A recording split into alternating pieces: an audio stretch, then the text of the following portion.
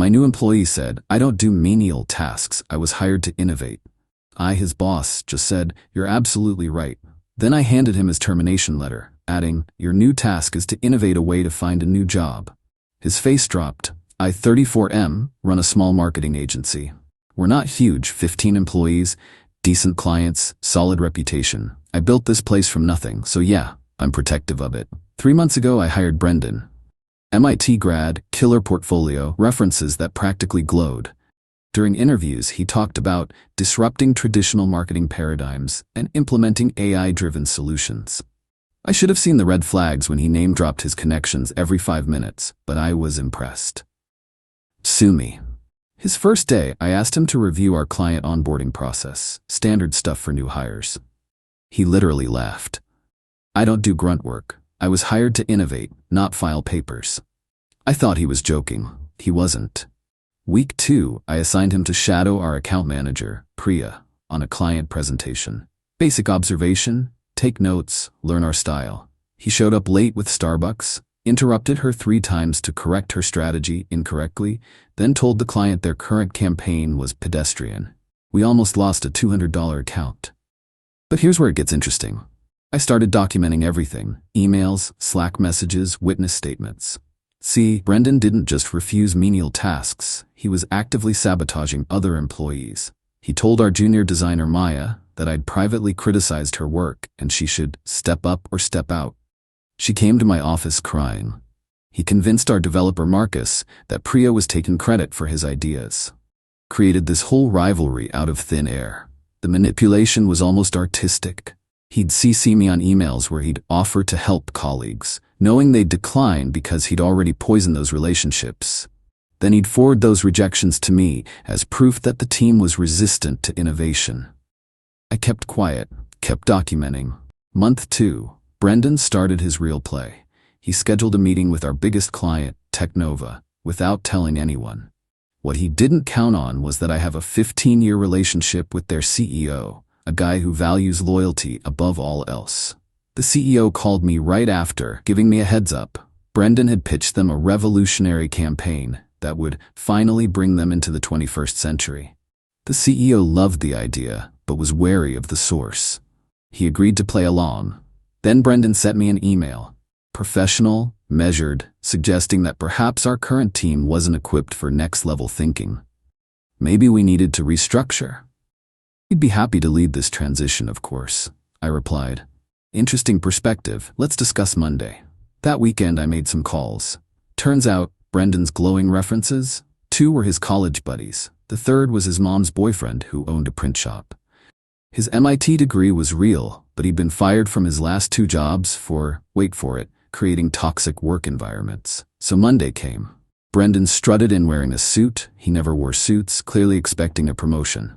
I called an all-hands meeting. Team, exciting news. Brendan's convinced Technova to try something new. So new, in fact, that it'll require its own dedicated execution. His smile was blinding. "Brendan, we'll be terminating your employment effective immediately so you can pursue this opportunity." His face went through about 6 emotions in 3 seconds. "You can't," Technova specifically wants. They want your campaign idea, which you pitched to them outside of approved company channels. Now, your contract clearly states all work product developed while employed here belongs to the company. I slid the termination letter across the table. "But I'm feeling generous. We're willing to license the concept to you. We'll even draw up the paperwork. You'll just need to secure your own funding, insurance, and build your own team to execute it. Then you can invoice Technova directly." "But I need the team, the resources." "Oh, but you don't do menial tasks, remember? Building a team, managing budgets, handling logistics, that's all grunt work. You're an innovator."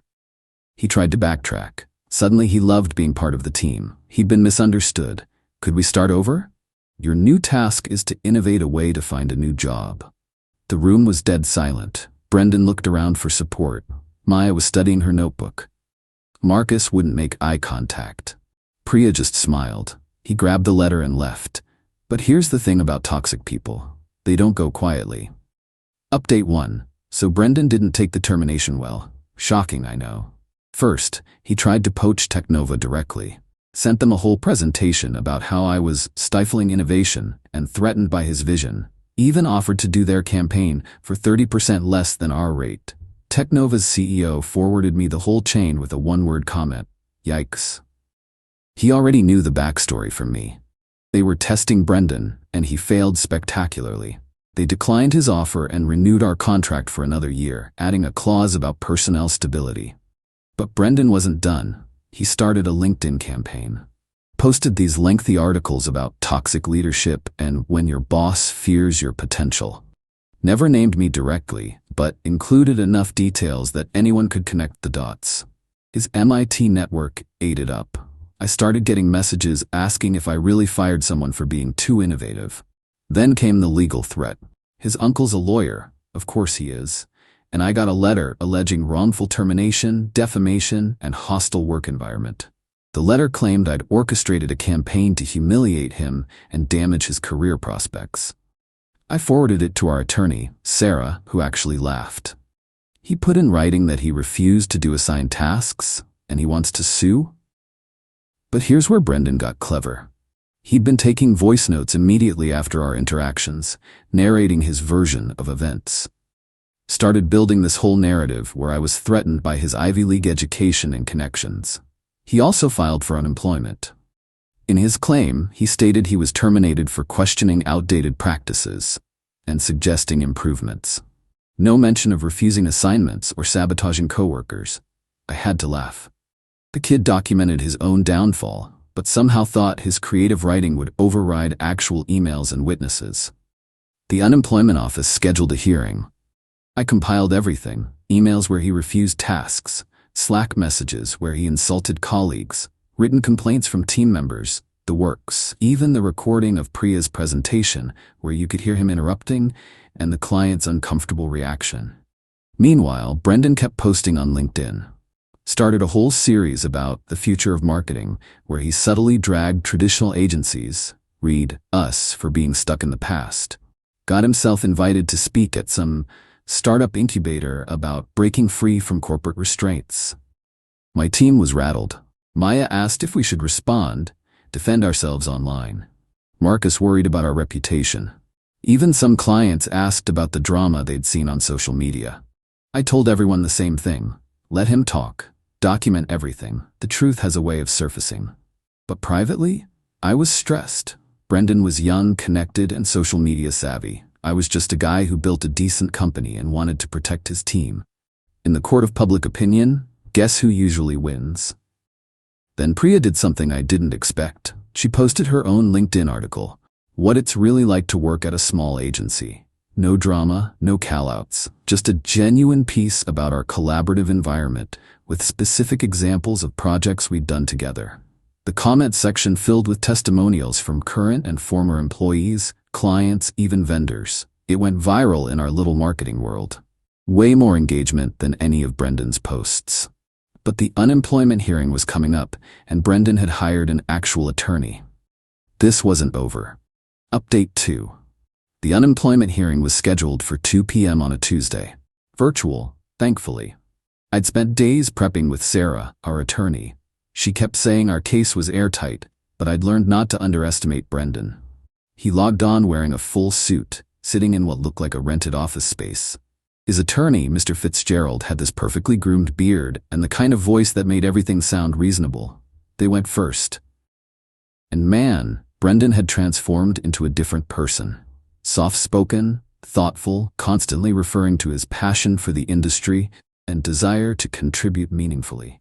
He painted a picture of a young professional whose suggestions for improvement were met with hostility. I simply asked if we could explore more efficient methods, he said, looking directly at the camera. When I persisted in trying to add value, I was publicly humiliated and terminated. Fitzgerald presented Brendan's voice notes, emails taken out of context, even a psychological impact statement. Then it was our turn. Sarah started with the basics: employment at will, clear insubordination, documented refusal to perform assigned duties. She presented the emails, the Slack messages, the written statements from Maya and Marcus. The hearing officer seemed to be wavering. asking about whether we'd given fair consideration to Brendan's ideas. Then Sarah played her ace. I'd like to address the narrative that Mr. Chen was merely a well-intentioned innovator. I'm presenting video footage from the office break room, dated 2 weeks before his termination. Brendan's attorney immediately objected, citing Massachusetts two-party consent laws. Sarah was ready. The footage is video only. The break room has multiple, clearly visible signs stating that the area is under video surveillance for security purposes, a policy all employees acknowledged in writing. We are not submitting audio. On screen, Brendan talking to Marcus and 2 interns. He looked smug and dismissive. Sarah continued, while there is no audio, we have sworn and signed affidavits from Marcus and both those interns who were present. She held them up. They all attest that Mr. Chen said, and I quote, "The old guard here doesn't get it. Priya? She'll be gone within 6 months. Maya couldn't design her way out of a paper bag. And our fearless leader? Dude's so insecure about his community college degree, he can't handle anyone with actual education. I give myself 3 months before I'm running this place." The hearing officer's expression shifted. "Mr. Chen, is this an accurate description of your conversation?" Brendan's mouth opened and closed like a fish. The composed facade cracked. He started ranting about how we'd set him up, how the affidavits were all lies, how everyone was jealous of his potential. Fitzgerald actually muted him at one point. The decision came 10 business days later. Unemployment denied.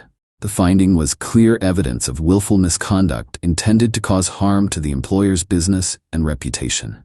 But Brendan still wasn't done. He pivoted his LinkedIn narrative. Now he was a victim of surveillance culture. Started a series about employee privacy rights. Got invited to a podcast. The twist: the podcast host had done his homework. Mid-interview, he asked Brendan about the specific comments detailed in the unemployment decision, which is public record. Brendan tried to deflect, but the host pressed.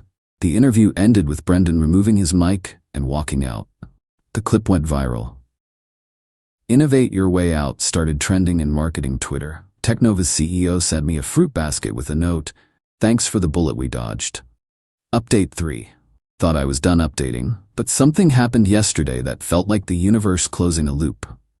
After everything died down, team morale soared.